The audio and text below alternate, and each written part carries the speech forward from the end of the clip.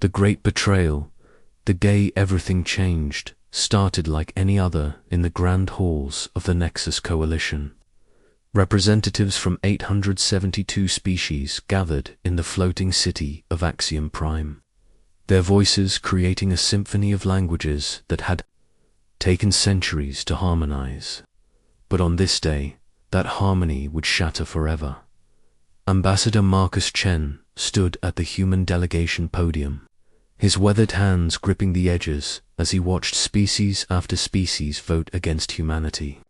The holographic display showed the tally climbing: 847 votes for expulsion, 23 abstentions, and only 2 species brave enough to stand with Earth: the gentle makers of Kepler 442b and the peaceful moss runners of the Andromeda Spiral had risked everything to support humanity, but it wasn't enough. The charges were fabricated, and everyone knew it. Temporal contamination of the galactic timeline, they called it. The real crime was humanity's success. In just 3 centuries since first contact, humans had spread across 73 star systems, their colonies thriving in ways that took other species millennia to achieve.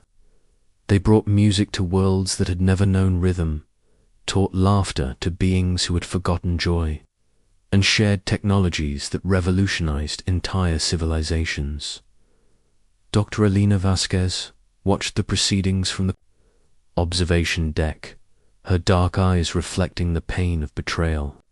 She had given the galaxy quantum bridge technology, allowing instant travel between star systems without the dangerous wormhole networks that had claimed millions of lives. Her bridges were stable, safe, and efficient.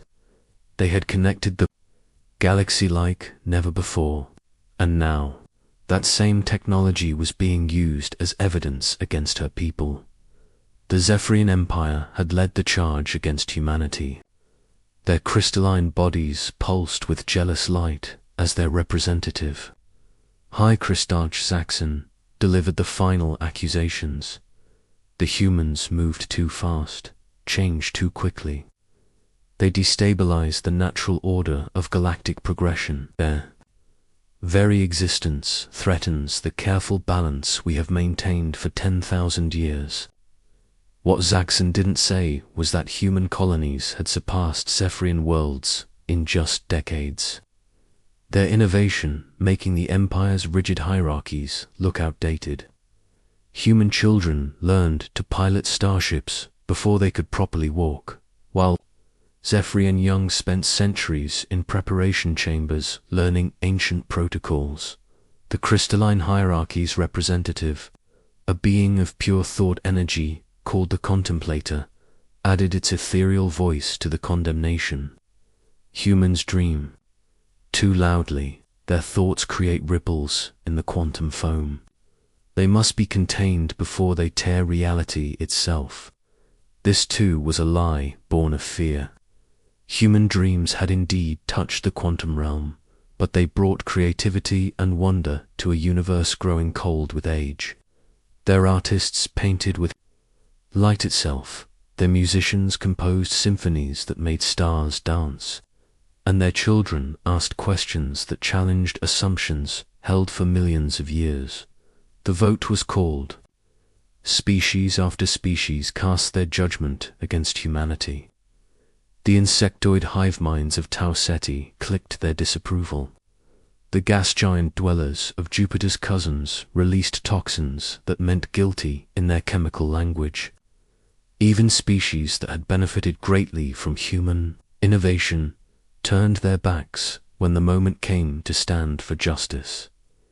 Ambassador Chen requested permission to speak one final time.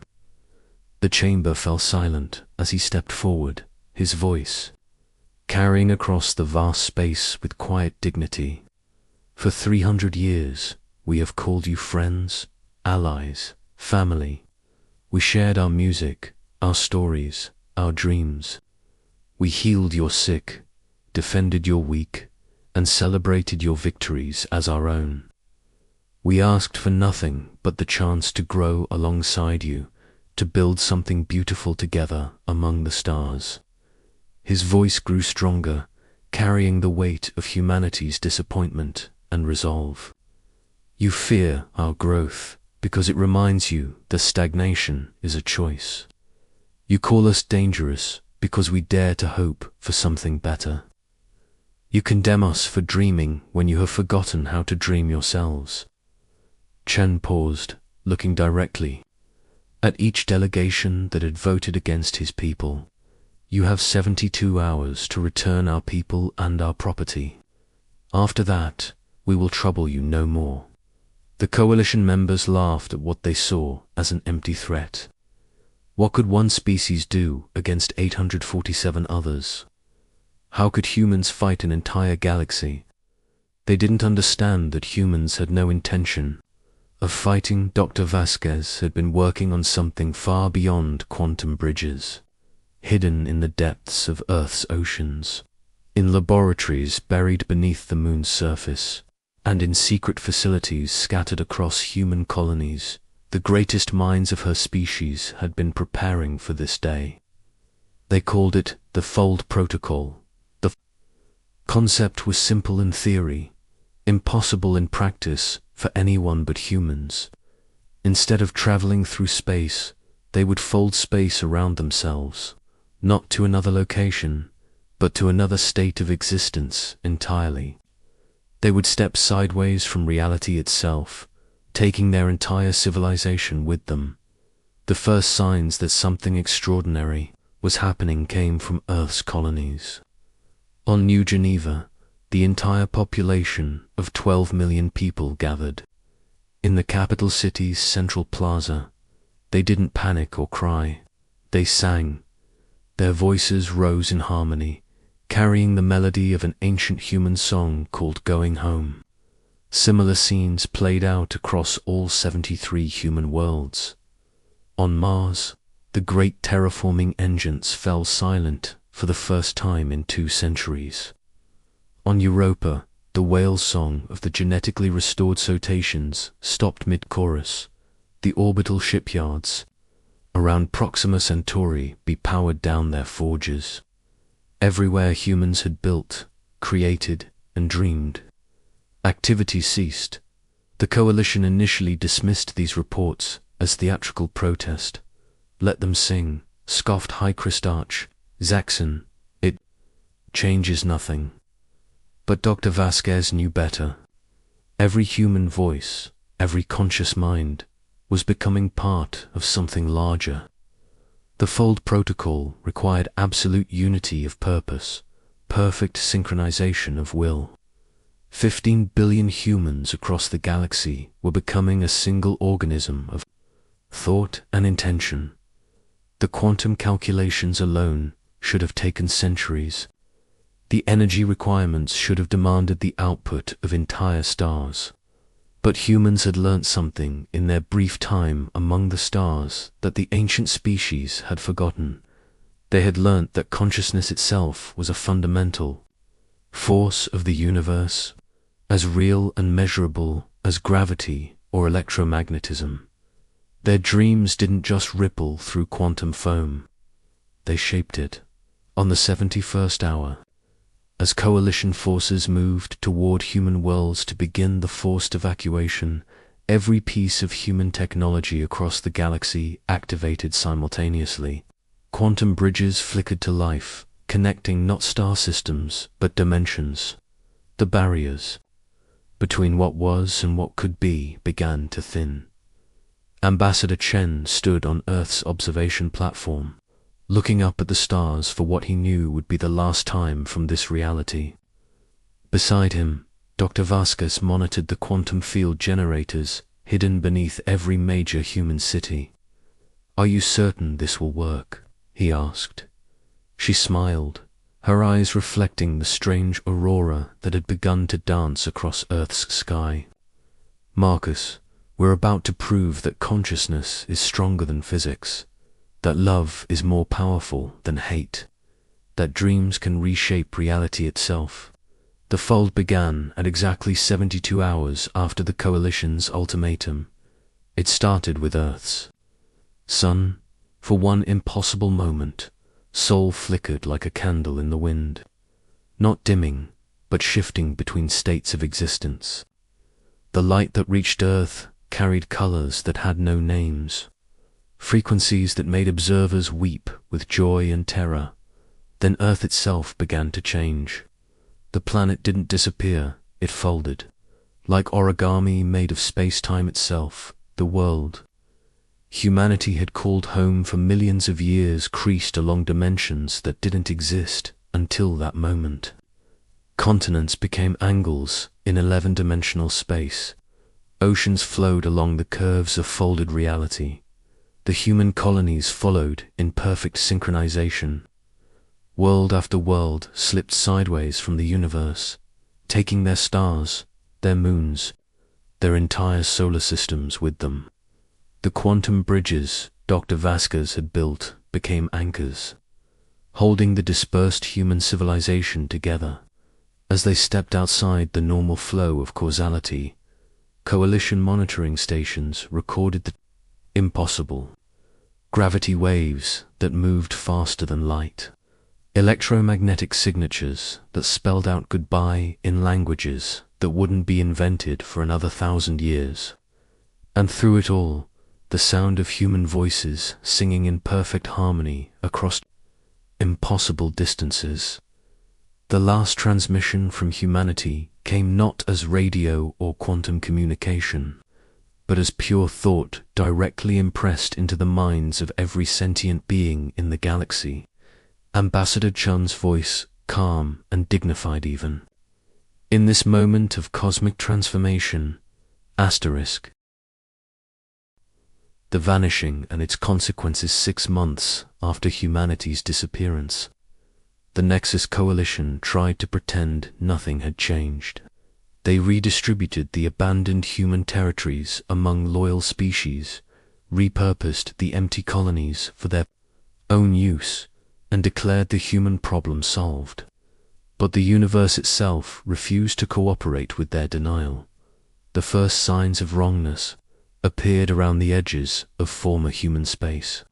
Ships approaching the regions where Earth's colonies had been reported instrument malfunctions. Chronometers ran backward. Navigation computers displayed star charts for systems that didn't exist. Pilots complained of hearing music in the void, melodies that made them weep for reasons they couldn't understand. Commander Vex of the Varinian Deep Fleet was the first to officially report the anomalies. His vessel, the Eternal Vigilance, had been assigned to survey the former human colony of New Athens in the Vega system. What they found defied every law of physics the Coalition thought they understood. The space isn't empty, Vex reported. To Coalition Command, his forearms gesturing frantically as he spoke. It's hollow. My sensors detect mass that shouldn't be there. Gravity wells around nothing at all. And the temporal readings. Command, time itself is behaving strangely. Here, the Coalition's response was predictable. They sent investigators, scientists, and skeptics. Dr. Morvain of the Cerebral Confederation, the galaxy's leading expert on space-time mechanics, led the first comprehensive study. Her research team included representatives from 12 species, equipped with the most advanced instruments the Coalition could provide. They lasted 3 days in the former Sol system, Dr. Morvain's final report, transmitted as her research vessel fled the region, contained readings that shouldn't have been possible. The quantum foam is singing, she reported, her normally analytical voice shaking with confusion. The background radiation forms patterns that suggest language, mathematics, poetry. It's as if the universe itself is trying to tell us something. Her instruments had detected structures in folded space, buildings, cities, entire civilizations, existing in dimensions that intersected with normal reality at impossible angles. For brief moments, her team had glimpsed Earth hanging in the void like a ghost, its continents clearly visible but translucent, populated by shadows that moved with purpose and joy. "They're still there," Dr. Morvain whispered in her final transmission. "All of them. They didn't leave our universe. They taught it to dream." The Coalition dismissed her report as sensor malfunction and psychological stress.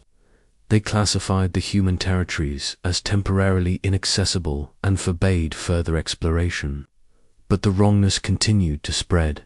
Ships began disappearing near the boundaries of former human space, not destroyed, not captured, simply gone, as if they had never existed.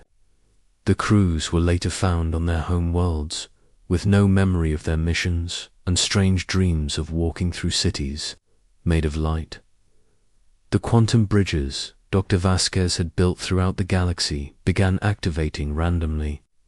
They would open for exactly 4.3 seconds, long enough for observers to glimpse impossible vistas, human children playing in parks that existed in 11 dimensions, artists painting with solidified time, musicians whose instruments were made from crystallized mathematics. The Zephyrian Empire was the first to admit they had made a terrible mistake. High Christoph Saxon's successor, a younger crystal being named Zala, addressed the Coalition with unprecedented humility. "We have lost 17 expeditions in the former human territories," Zola admitted, their crystalline form dim with shame. "Our greatest mathematicians cannot explain the readings we're detecting. Our philosophers speak of concepts that have no translation in any known language. The humans have done something beyond our comprehension." The crystalline hierarchy's reports were even more disturbing. The contemplator had been replaced by a new consciousness called the Wanderer, whose first act was to reveal what their predecessors had hidden. The humans were never the problem. The Wanderer announced to the stunned Coalition assembly, We had forgotten how to grow, how to change, how to become something more than what we were. The humans reminded us that evolution never stops, and we punished them for it. The truth was worse than anyone had imagined. For 10,000 years, the elder species of the Coalition had maintained their power by suppressing innovation, limiting growth, and preventing younger species from reaching their potential. They had created a galactic civilization based on stagnation, where order mattered more than progress and control was valued above creativity. Humanity had threatened that system simply by being themselves. Their rapid advancement, their boundless curiosity, their refusal to accept limitations, all of this had shown the galaxy what it could become if it dared to dream again. The younger species began to understand what they had lost. The Moss Runners of Andromeda, one of the 2 species that had voted to support humanity, shared their own recent discoveries.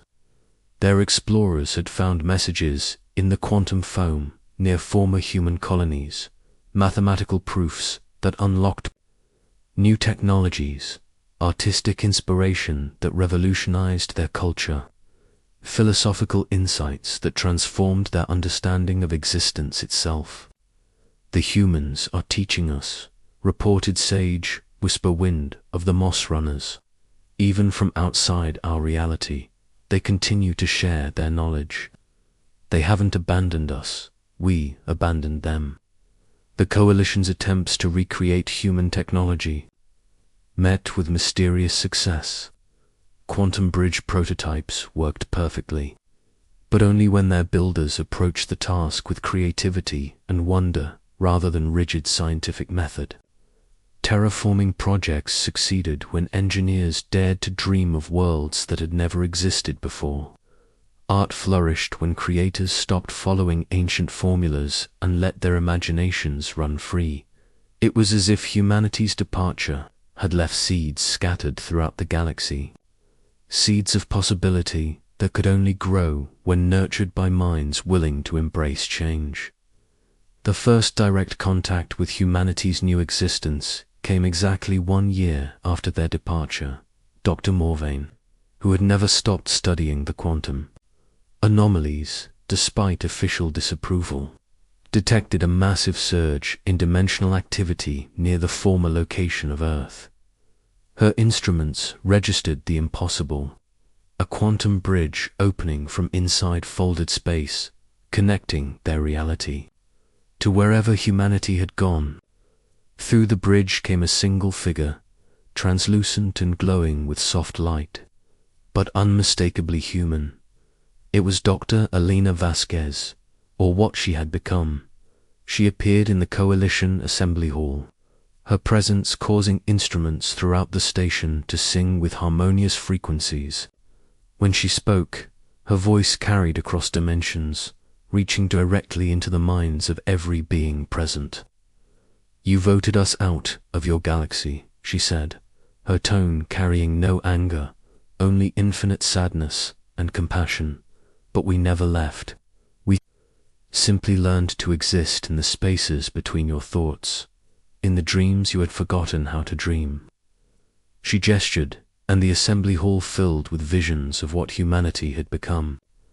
Cities that existed in pure thought, forests that grew from crystallized emotion, oceans of liquid time where human children swam through past and future alike.